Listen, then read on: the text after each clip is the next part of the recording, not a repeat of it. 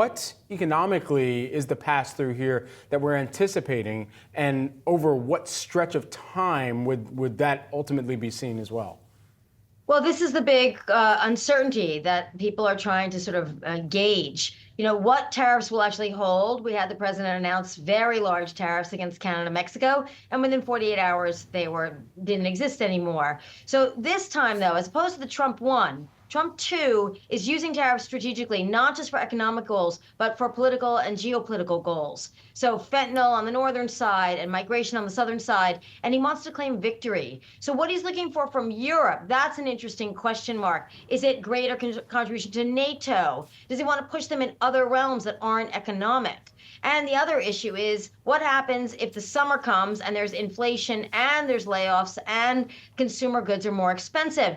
That will hit the president's approval ratings. And even though he cannot run for re-election again constitutionally, cares a lot about being popular, so does his GOP allies in the Congress. So we're going to have to see whether he pivots, where he goes back and forth over the next couple of months, whether he edits the recommendations from the Commerce Department. But I think the American voter doesn't really think about this right now because it's not hitting right now. But we will see that it will hit. We've seen this before, and in particular with subsidies in the farm and exports. This really hits farmers. These are Republican states. So I think you're going to see a lot of conversation between the White House and the Congress in the coming months on tariffs. Sounds like you agree with Michael Hartnett at Bank of America this morning, saying that rising inflation handcuffs the president's ability to go full throttle on tariffs. To summarize Hartnett's words there, do you agree with that Trump will be handcuffed?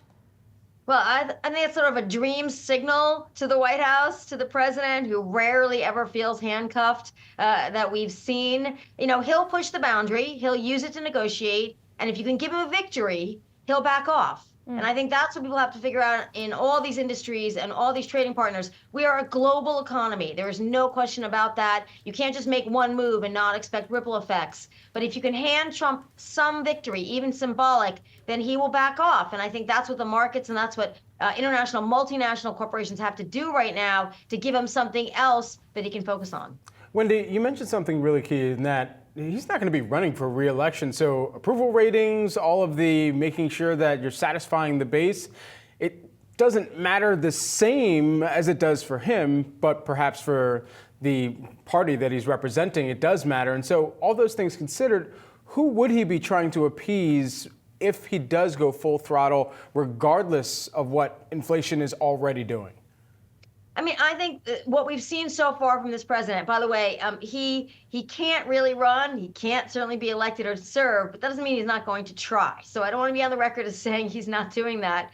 But I will say that he is basically exerting and flexing U.S. power. That is what he wants to do, domestically and internationally. He's pushing Putin to come to the table, theoretically, on Ukraine. He wants to figure out the Israeli-Gaza situation. This is his ambition, and his ambition feeds his desire, I think, to have a better approval rating, to be thought as a better president than the first time, and lay the groundwork for options should he decide to try to run again, even though right now he's constitutionally prohibited. So right now it's about him, and it's about what people think of him, and being a globally powerful leader. And that's where we've seen his sort of exercise of power much stronger in the early days than we did in his first administration. And you can't really talk about tariffs right now without talking about tax cuts, because to a degree, Congress is factoring tariff revenue into that massive $4.5 trillion tax package that they unveiled last week. But Trump, he seems to be in negotiation mode, not in revenue building mode. If tariffs do end with concessions, if Trump gets a little bit from these countries and then backs off, is that a negative signal for tax cuts, which the market is very excited about getting? No, I think that Trump will do absolutely anything in terms of negotiation with the Congress to get his tax cuts. I mean, and Congress wants to do it too. They're all up in the House of Representatives anyway for re-election in 2026. They don't want to walk out the door without tax cuts. They all want it except the ones who care about the deficit. They're thinking about raising the debt ceiling by $4 trillion.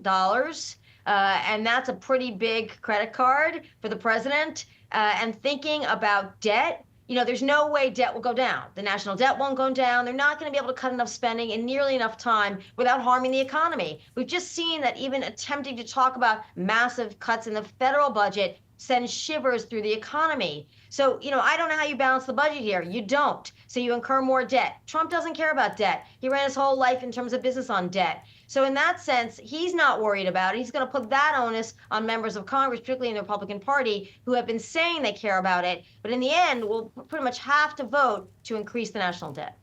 Yeah, well, ultimately, some of those debts led to falsified business records as well here, which we're convicted on. Wendy, thanks so much for taking the time.